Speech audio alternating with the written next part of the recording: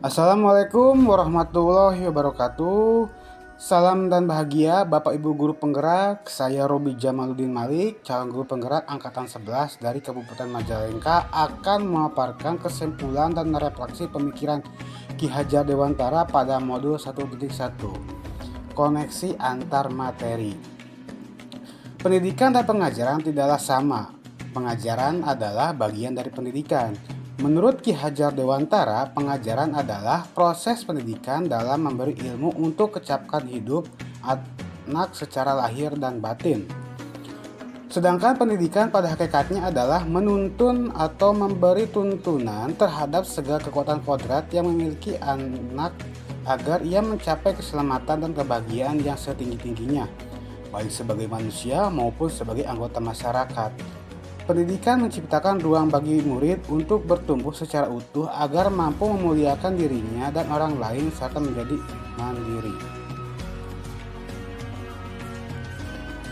Sebelum mempelajari modul 1.1 tentang pemikiran Ki Hajar Dewantara, pembelajaran yang saya lakukan hanya sebatas transfer materi pelajaran saja. Saya menganggap ketuntasan dalam menyampaikan materi lebih penting daripada memahami karakteristik murid. Biasanya saya hanya melihat nilai murid hanya dari aspek kognitif saja. Misalnya saat mereka mengerjakan soal berupa tugas atau ulangan harian. Jika nilai murid sudah mencapai KKM, dinyatakan bahwa pembelajaran sudah berhasil. Selain itu, saya pun beranggapan bahwa murid hanya sebagai objek pembelajaran, sehingga pembelajaran terpusat pada guru atau menggunakan metode teacher center.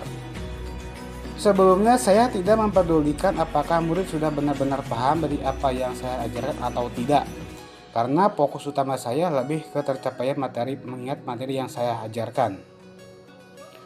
Cukup setiap semesternya, saya pun hanya meminta siswa untuk menghafal materi yang saya ajarkan tanpa memikirkan bagaimana cara agar materi tersebut dapat dipahami dengan sepenuhnya.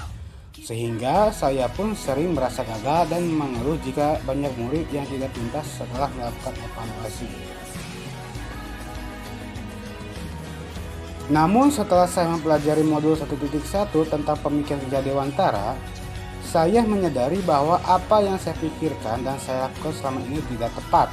Seharusnya saya melakukan proses pembelajaran secara menyeluruh, bukan hanya aspek kognitif saja, namun juga afektif, psikomotor, spiritual, sosial, dan budaya.